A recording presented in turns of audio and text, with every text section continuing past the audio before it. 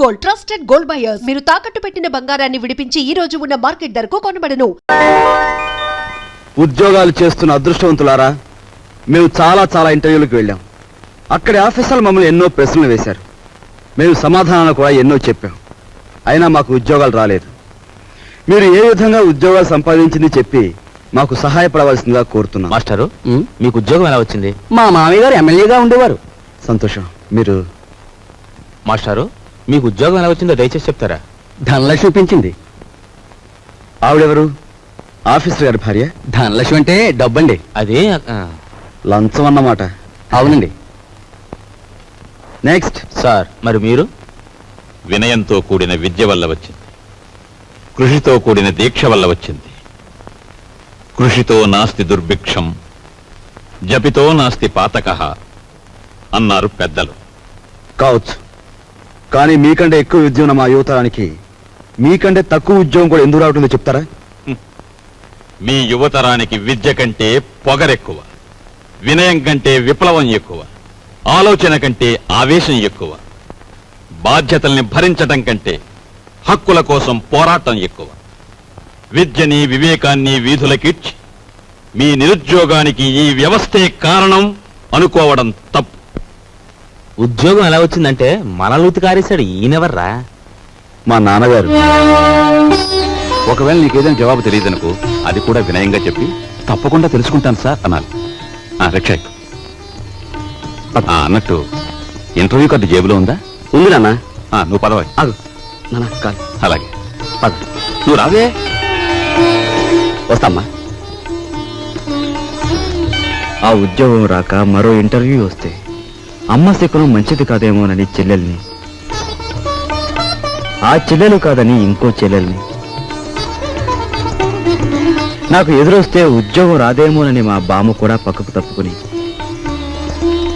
ఇలా ఒక్కొక్క ఇంటర్వ్యూకి ఎన్నో ఆశలు పెంచుకున్న మా వాళ్ళందరికీ వీడికి ఉద్యోగం రాదు అనే నిరసన భావంలోకి వచ్చేశారు. ఉదయం మా ఇంట్లో నన్ను చూసేసరికి సుప్రభాతం మరో రకంగా తయారైంది. నిఖిలాంధ్రదేశ నిరుద్యోగ మహాసభాధ్యక్ష, నిదురించు నీదు నిదురే గద లోకరక్ష, ఎంప్లాయిమెంటు ఎక్స్చేంజీలకే పరీక్ష, మా తండ్రి నిద్ర దేశానికి సుప్రభాతం.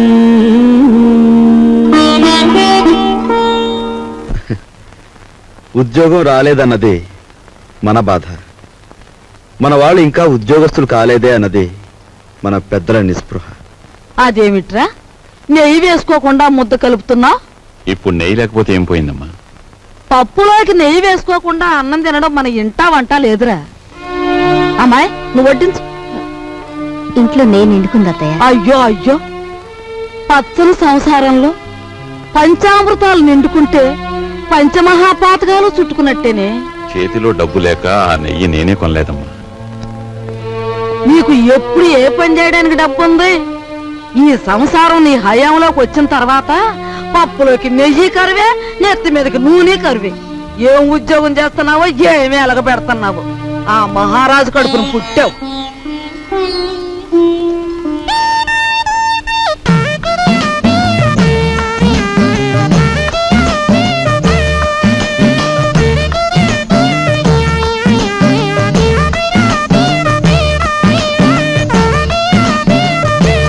చిన్నాడా, ఆఫీస్కి వెళ్ళడానికి మీ నాన్న తయారైతే ఇంకా ఏం చేస్తున్నావురా? తాతయ్య వదిలేసి రావుకోటి పూర్తి చేస్తున్నానే, వచ్చేస్తున్నా. మా నాయనే, నీకున్నపాటి బుద్ధి పెద్దదవుకుంటే ఈ పాటికి 2 జిల్లాల కలెక్టర్ అయ్యేవాడు. ఒరే నాయనా, ఆ రాంకోటి సాయంత్రం పూర్తి చేతు గాని బడికి బయలుదేరు. ఏమండి, సరస్వతిని చూసుకోవడానికి వెంకటపతి గారు వాళ్ళు వస్తా ఉన్నారు. వాళ్ళు ఎప్పుడొస్తారో ఆఫీస్ నుంచి వచ్చేప్పుడు కనుక్కురండి. అలాగే. అరే సరస్వతి, నువ్వు ఇక్కడున్నావా? అబ్బో, ఏంటే అట్ట మెలికలు తిరిగిపోతున్నావు? అబ్బో, దీనికి దూకుడు ఎక్కువైపోయింది. ఇక పెళ్లి చేయాల్సిందే. లలిత ఒరే! వస్తాను. సరేనండి.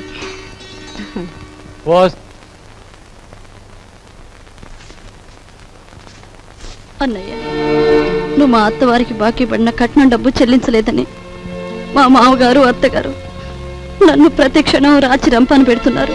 నువ్వు వెంటనే ఆ డబ్బు చెల్లించి నాకు ఈ నరకయాతన తప్పిస్తావని ఆశిస్తున్నాను. ఇట్లు నీ చెల్లి సావిత్రి. ఉత్తరం ఎక్కడి నుంచిరా? సావిత్రి దగ్గర నుంచా? చెంచకుండానే ఆఫీస్ ఉత్తరంలే అమ్మా. ఏం రాపిగా, నీకు డబ్బులు ఇవ్వాలి కదా, 2 రోజుల్లో ఇస్తాలేరా? అట్టగేనండి. లక్ష్మి వెళ్ళవే, రిక్షా ఎక్కువ. రండి. ఈడి క్రాపు ఈడి షేపు చూస్తుంటే అచ్చు సినిమాలో వెళ్ళంలా యమ సీరియస్ గా ఉన్నాడు. మన పని అవ్వాలంటే ఇలాంటి వాడితో జాయింట్ అవ్వాలా? గురువా, హలో చెప్తాను. ఊరుకోరా, ఊరుకో.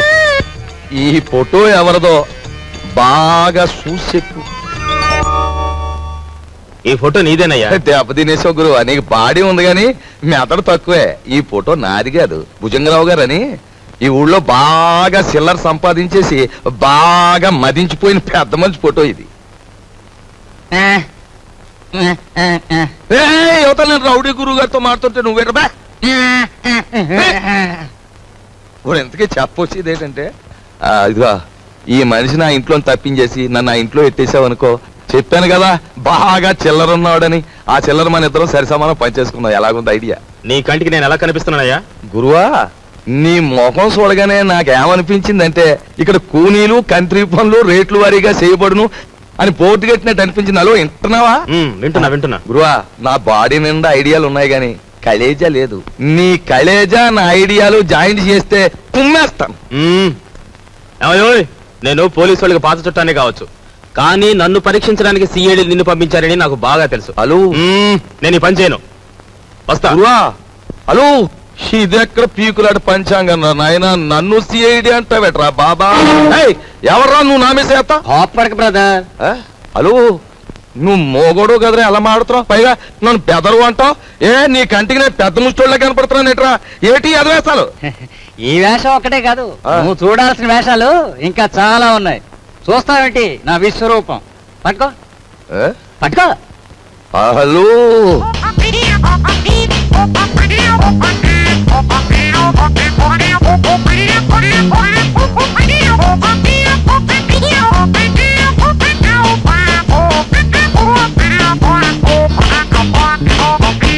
ఇప్పుడే అంట. నీ బాడీ ఎంత చూసినా చేరు మాంసం ఉండదు, బుర్రలో ఎంత మాయ ఉందిరా బాబా.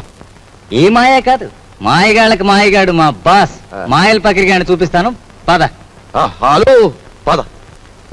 నువ్వు ఇక్కడే ఉండు బ్రదర్.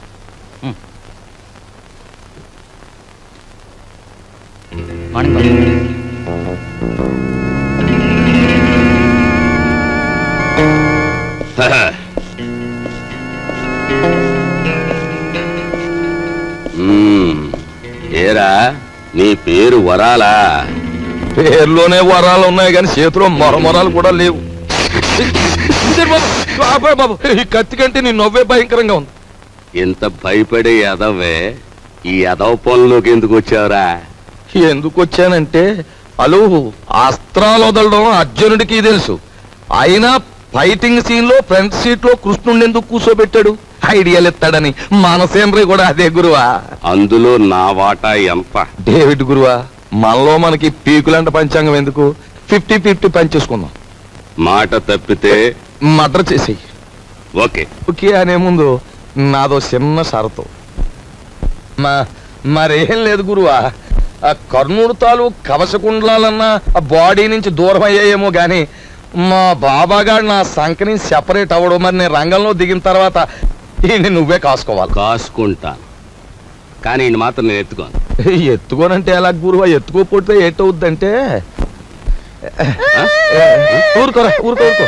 అది ఈడితో న్యూసెన్స్. ఆయన చేత ఈడు మన కూడా ఉంటే అల్లరే గాని చిల్లర రాలదు. సరేలే తాలే. ఎళ్ళు బాబా, ఎళ్ళు, జాగ్రత్తగా వెళ్ళు బాబా. అది అదిరా బాబా, అది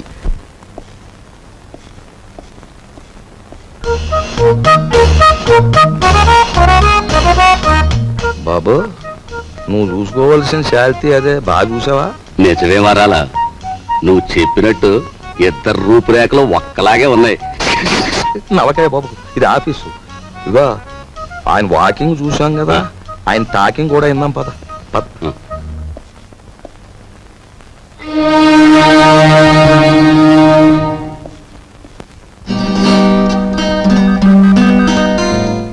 నీ తెలివితేటలు పరీక్షించడానికి సర్టిఫికేట్సే చూడనవసరం లేదు. నిన్ను 3 ప్రశ్నలు అడుగుతాను, జవాబు చెప్పు. అడగండి. నంబర్ 1, తాజ్ మహల్ నిర్మాణంలో పాల్గొన్న కూలీలు ఎంతమంది? నంబర్ 2, రామాయణాన్ని వ్రాసిన వాల్మీకి భార్య పేరేమిటి? నంబర్ 3, 10 పైసల నాణానికి ఎన్ని వంకర్లుంటాయి? Come on tell me. చెప్పలేవా? ఇంత చిన్న ప్రశ్నలకే సమాధానం తెలియని వాడివి అసలు ఈ ఇంటర్వ్యూకి ఎందుకు వచ్చావు?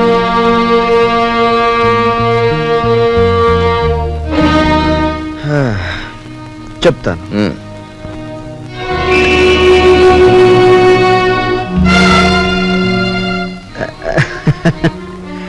అనవసరంగా బెదిరిపోకండి సార్. ఇది నా 61వ ఇంటర్వ్యూ. అంటే నా సహనానికి షష్ఠి పూర్తి జరిగిపోయింది. అసలు నేను ఉద్యోగానికి పనికిరాను, లేదా నన్ను ఇంటర్వ్యూ చేయడానికి ఆఫీసర్గా మీరు పనికిరారో ఇప్పుడు తేల్చుకుంటాను. సార్, వాల్మీకి భార్య పేరు మీరు వినలేదు, నేను వినలేదు. కానీ పెళ్ళైన దగ్గర నుంచి మీరు మీ భార్యను చూస్తూనే ఉన్నారు. ఆవిడ చేతికి ఎన్ని గాజులున్నాయో మీరు చెప్పగలరా? ఓకే, 10 పైసల నాణానికి ఎన్ని వంకర్లున్నాయో నేను తర్వాత చెప్తాను. కానీ రోజు దువ్వుకునే మీ తల మీద ఎన్ని వెంట్రుకలున్నాయో మీరు చెప్పగలరా? కనీసం ఆ దువ్వుకునే దువ్వెనికి ఎన్ని పళ్ళున్నాయో చెప్పగలరా? చెప్పండి. నాకు తెలియదు. మీరు వేసే అడ్డమైన ప్రశ్నలకి మేము సమాధానాలు చెప్పలేకపోతే మమ్మల్ని వెధవలా చూడటం తెలుసా? మిమ్మల్ని చంపకుండా ఎందుకు వదులుతున్నానో తెలుసా? మిమ్మల్ని చంపి నేను హంతకుడుగా మారటం వల్ల మా సమస్యలు పరిష్కారం కావు. అందుకు గుడ్ బై.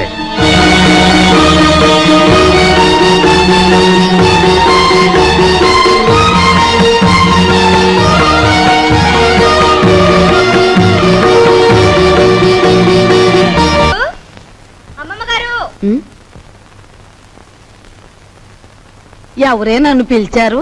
నిన్ను కాదత్తయ్య, నన్ను పిలిచారు. సరేలే, ఎవరిని పిలిస్తే ఏం గాని ఇంతకీ పిలిచింది ఎవరా అని.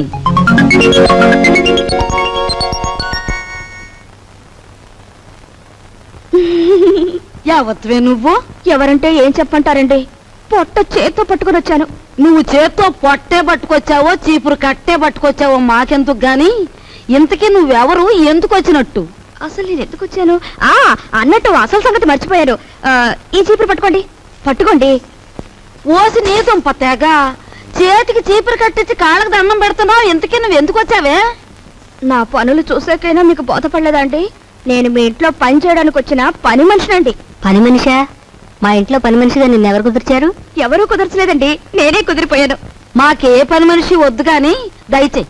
అంత మాట అనకండి. ఆ మహారాజు బతుకున్నప్పుడు ఎందరో పని మనుషులున్న వంశం మీది. మీ ఇంటికి నేనే బరువైపోతానా? పార్వతి లాంటి మీరు, మహాలక్ష్మి లాంటి అమ్మగారు ఉంటున్న ఇంట్లో పనిచేయడానికి నేనెంత పుణ్యం చేసుకొని ఉండాలండి? చూడమ్మాయి, మాకు పని మనుషులు అక్కర్లేదు. నువ్వు మరో ఇల్లు చూసుకో. అదేం మాటే, ఒళ్ళొంచి పని చేయటంతో పాటు నిజం మాట్లాడే మనుషులు మనం కావాలంటే దొరకొద్దు. నువ్వు ఈ ఇంటి పనంతా ఒక్కదానివే చేస్తున్నావు. పోనీ ఉండని. ఇదిగో చూడు, నువ్వు బతిమాలావు గనక, మంచి పిల్లలా కనిపిస్తున్నావు గనక నీకు ఈ పని ఇస్తున్నాను. నీకేం కావాలో చెప్పు. నాకేం కావాలండి? 2 పూట్ల భోజనం, 2 పూట్ల టిఫిన్ పెడితే చాలండి. అమ్మో, 2 పూటల భోజనమా? నేనెంత తింటానండి? 4 ముద్దలు ఇంతే. పోనీ అలాగే కాని. అత్తయ్య, 2 పూట్ల భోజనానికి టిఫిన్కి ఎంత లేదన్నా 10 రూపాయలు అవుతుంది. అయితే అయిందిలేవే, 10 రూపాయలేగా. 8 రూపాయలు నీ రోజుకోలే. ఇదిగోనయ్యా, ఇదిగో రేపటి నుంచి ప్యాంటు షర్ట్ వేసుకొచ్చు కాదు, పంచి కట్టు కట్టుకుని రా.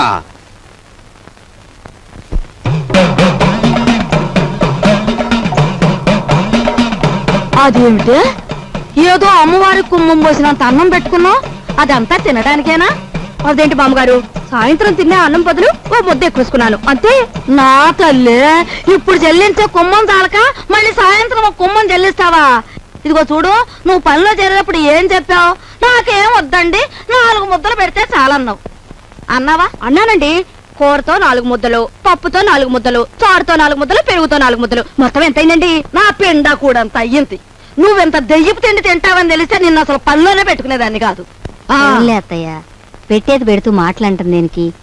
పాపం ఇంటి పని అంతా ఒక్కతే చేస్తుంది. ఈ పెరుగు కలుపుకో. తినమ్మా, బాగా తిను. అమ్మో అమ్మో, పోసి నీ అమ్మ కడుపు మాడా. నా కళ్ళేమన్నా దిష్టి కళ్ళు అనుకుంటున్నావా? నా ఏం దిష్టి కళ్ళు కావమ్మా.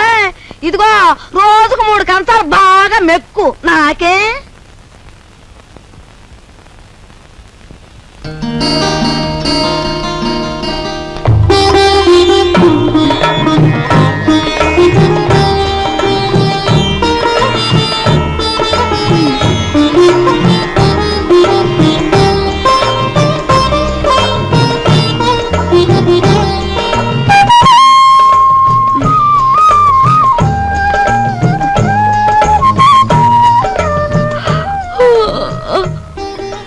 అదేంటది? ఆ చూపేంటి? ఎప్పుడు ఆడదాని ముఖం చూడనట్టు. ఎవరు నువ్వు నాయనా? అన్నయ్య. అయ్యో,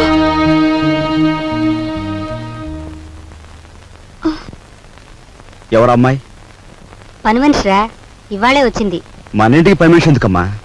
అదేమిట్రా, మీ అమ్మ ఒక్కతి పని చేసుకోలేక అవస్థ పడుతుందని నేనే కుదిర్చాను. అమ్మ ఒక్కతే చేయాలి, చెల్లెలున్నారుగా. ఇదేమో చదువుకుంటోందా? సరస్వతికి 4 రోజుల్లో పెళ్లి చూపులు. సరస్వతికి పెళ్లి చూపులా? ఏమిట్రా నీ ఆశ్చర్యం నువ్వును? అదిగా నాయనమ్మా, ఇంతవరకు అత్తయ్యకి వస్తున్న కట్టం తాలూకా డబ్బు ఇవ్వలేదు. ఇప్పుడు దీని డబ్బు ఎక్కడి నుంచి తీసుకొస్తాం? ఆ విషయాలన్నీ నీకెందుకురా? అప్పో సప్పో చేసి నా తిప్పలనే పడతాను. అప్పు చేసి పెళ్లి చేసేంత అవసరం ఇప్పుడు ఏమొచ్చింది? ఒరే, డబ్బున్నప్పుడే నిన్ను చదివించొచ్చులేని మీ నాన్న అనుకునుంటే నీకు అసలు చదువు వచ్చేదేనా? పిల్లకాకేం తెలుసు ఉండేలు దెబ్బని. వాడి వితండవాదంతో ఏం లేనాయనా. నువ్వెక్కడో చోట అప్పో సప్పో చేసి ఈ శుభకార్యం కాస్త చేసి వెళ్ళు. చూసావా వాడికి ఎంత కోపమో చూసావా? వీడికే గనక ఆ మహారాజు బుద్ధి వచ్చుంటే ఈ పాటికి 2 జిల్లాలకు కలెక్టర్ అయ్యేవాడు. 2 జిల్లాలకి.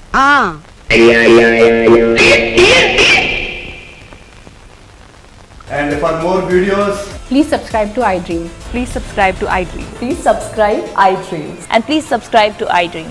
For more videos, subscribe to iDream. please like, share and subscribe to the channel. Congratulations, iDream. Subscribe to iDream. Subscribe to iDream. So subscribe to iDream Media. iDream ki iDream team andarki huge congratulations. Please subscribe iDream Media. Please subscribe to iDream. Subscribe iDream. Please subscribe to iDream. iDream అంటే నా కళల channel subscribe చేసుకున్న నోరు తిరుగుతలేదు. మీరైతే గంట గుర్తు కొట్టండి. For more such videos, please subscribe to iDream. Subscribe to iDream. Please subscribe to iDream. Please subscribe iDream Media. Please do subscribe to iDream. Please subscribe to iDream Media. For best entertainment and information, please subscribe iDream. And don't forget to subscribe to iDream.